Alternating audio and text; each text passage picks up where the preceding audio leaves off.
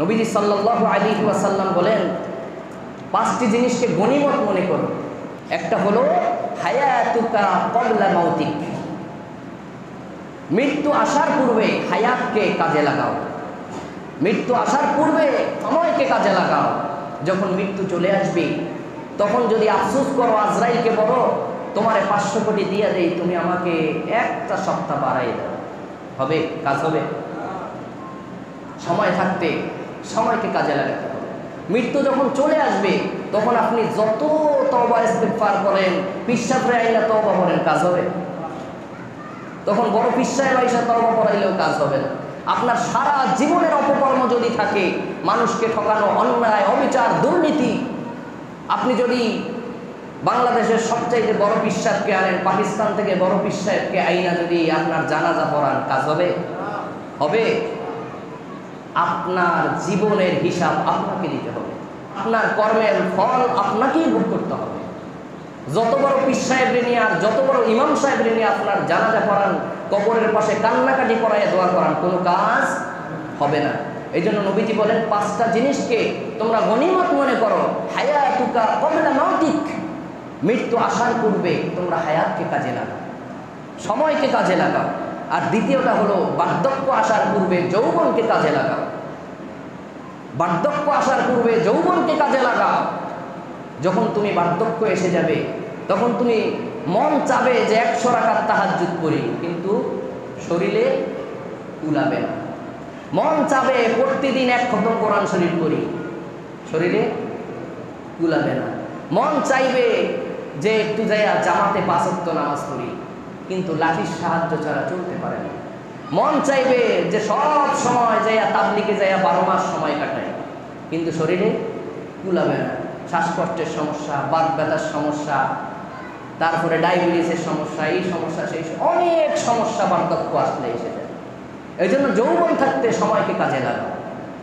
যৌবন থাকতে যতটুকু ইবাদত বন্দেগী করা সেইটুকু করো।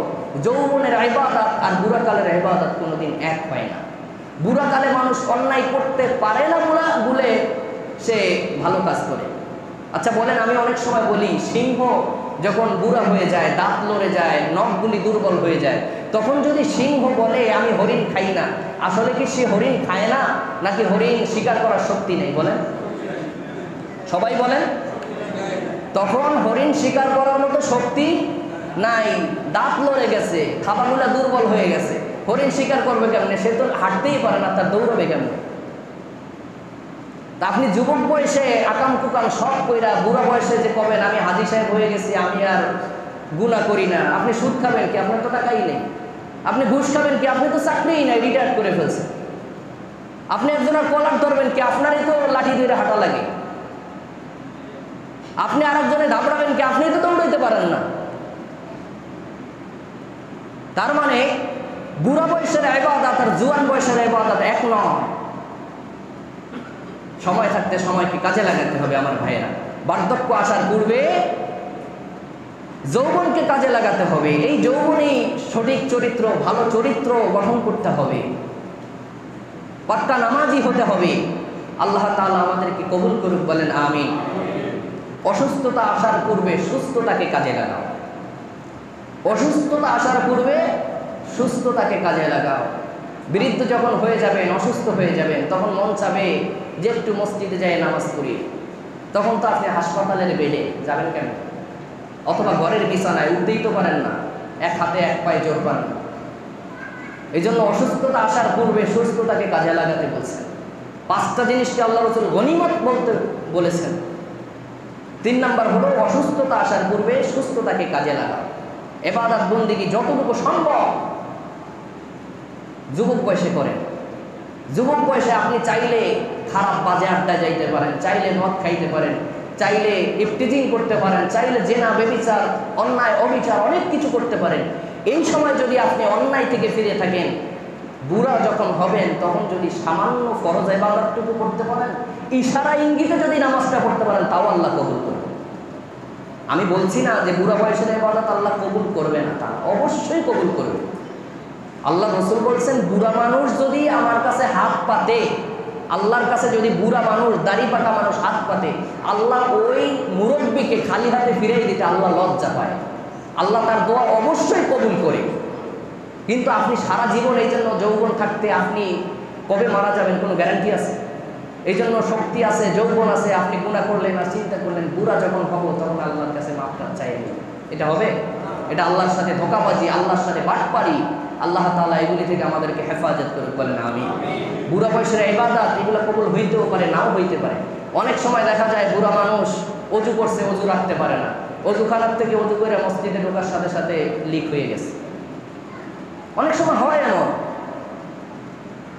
দেখা যায় মন চায় একটু দাঁড়ায় নামাজ পড়ি, চেয়ার ছাড়া বসতে পারে না, বৈশা ইশারা ইঙ্গিতে নামাজ পড়তে হয়। রুকু করতে গেলে সামি আল্লাহ বলি মানে ওরে বাবা। আমি কাউকে ছোট করার জন্য বলছি না, আমার মুরব্বী বাবাদের অসুস্থতা আসে, তা এই অসুস্থতা আসার আগে সুস্থতাকে কাজে লাগাতে হবে। আল্লাহ তৌফিক দান করুক, বলেন আমিন। এরপরে 4 নম্বর হলো দারিদ্রতা আসার আগে সচ্ছলতাকে কাজে লাগাও। দারিদ্রতা আসার আগে সচ্ছলতাকে কাজে লাগাও। আজকে টাকা পয়সা আছে, এই জন্য টাকা পয়সা দিয়া মৌজ মাস্তি কইরা যেমন খুশি তেমন খরচ করলেন। আপনি যখন বৃদ্ধ হবেন, যখন আপনার চাকরি থাকবে না, যখন আপনার ব্যবসা থাকবে না, তখন যে আপনাকে চলতে হবে, তখনের জন্য কিছু ইনভেস্ট করার দরকার আছে না নাই? এই জন্য জ্ঞানী মানুষ, আল্লাহ রসুল বলেন আল কাইসু মান দানা নাফসাহু, যে বুদ্ধিমান যারা তারা নিজের হিসাব করে আগে। যারা চাকরি বাকরি করে, ব্যবসা বাণিজ্য করে, খরচের পাশাপাশি কিছু সেভ করে, যখন চাকরি থাকবে না বা ব্যবসা বাণিজ্য থাকবে না তখন যেন ওইটা দিয়ে সে চলতে পারে, অন্যের মুখাপেক্ষী হতে না হয়। এই জন্য সচ্ছল অবস্থাকে কাজে লাগাতে হবে, কিছু ইনভেস্ট করতে হবে। আর মূল কথা যেটা, সেটা হচ্ছে সচ্ছলতাকে কাজে লাগাও। তার মানে যখন তোমার উপরে সম্পদ এসেছে, তোমার উপরে হজ খরচ হয়েছে, সাথে সাথে হজটা আদায় করে নাও। কারণ আগামী বছর তুমি হজ করবে, আগামী বছর তোমার মানে সচ্ছলতা নাও থাকতে পারে, টাকা পয়সা চলে যেতে পারে, অসুস্থতা চলে আসতে পারে। এই জন্য টাকা পয়সা এসেছে, সাথে সাথে হজ আদায় করে নাও। বুঝতে পেরেছেন? আল্লাহ তাআলা তৌফিক দান করুক, আমিন। 5 নাম্বার হলো ব্যস্ত হবার আগে সময়কে কাজে লাগাও। ব্যস্ত হবার আগে সময়কে কাজে লাগাও। সময় বড় দামি। আমাদের কলেজ, ইউনিভার্সিটি, স্কুল কলেজে যে সমস্ত ভাই বোনেরা পড়ে, চিন্তা করে পরীক্ষার এখনো 3 মাস বাকি, আরে পরীক্ষার আগে 1 সপ্তাহ বললেই তো এনাফ, পড়ার দরকার নেই। তো মোবাইল নিয়ে, ফেসবুক নিয়ে, ইউটিউব নিয়ে এই ঘুরে ফুরে এই সেই করে সময় কাটিয়ে দেয়। পরীক্ষার সময় তখন আর সময় থাকে না। কিন্তু এই সমস্ত মানুষগুলি যদি প্রতিদিন একটা করে প্রশ্নের সমাধান করে, তাহলে দেখা যায় এই 2 মাস পরে সমস্ত প্রশ্নের সমাধান তার হয়ে যায়। পরীক্ষার সময় শুধু চোখ বুলাই দিয়ে পায়, ঠিক কিনা? কিন্তু আমরা অলসতা করে আরে আজ করবো না, কাল করবো, কাল করবো না পরশু করবো, এই শনিবার থেকে শুরু করবো, এই আগামীকালকে সকাল থেকে শুরু করবো, এইরকম করতে করতে করতে করতে দেখা যায় পরীক্ষার দ্বার প্রান্তে যখন এসে পড়ে তখন আর চোখে থেকে ধোঁয়া আসে, ঠিক কিনা? এই জন্য ব্যস্ততা আসার আগে সময়কে কাজে লাগাও। এই 2-3 মাস তোমাকে সময় দেওয়া হয়েছে। এই 2-3 মাস যদি তুমি একটু একটু একটু একটু করে পড়তে, তোমার সিলেবাস শেষ হয়ে যেত, তখন পরীক্ষার সময় তুমি একটা ভালো ফলাফল পেতে, মাথার মধ্যে টেনশনও থাকতো না। আমরা দেখা যায় পড়াশোনা করার সময় দেখা যায় অনেকে দেখা যায় রাত জেগে ফেসবুক চালাই, ইউটিউব চালাই, সন্ধ্যাবেলা পড়ার টাইম, মূল সময়টায় আমরা পড়ি না, বন্ধু আড্ডা দিয়া চা নাস্তা খাইয়া সময় কাটাই, রাত 12টার পরে পড়তে বসে। এ সময় ঘুমানোর সময়, এই সময় কি পড়া হবে? এ সময় চোখে যখন ঘুম আসবে আপনি যত পড়েন পড়া হবে না। আর মূল যখন পড়ার সময় ফজরের টাইমটায় আপনি ঘুমাই থাকেন, ফজরের টাইমটা হলো আপনার মূল পড়ার সময়, এই সময়টা আপনি ঘুমায় থাকেন। এরপরে যখন 8টা বাজে উঠে তাড়াতাড়ি করে পড়তে বসেন, ওই সময় পড়ার মেধায় ঢুকে।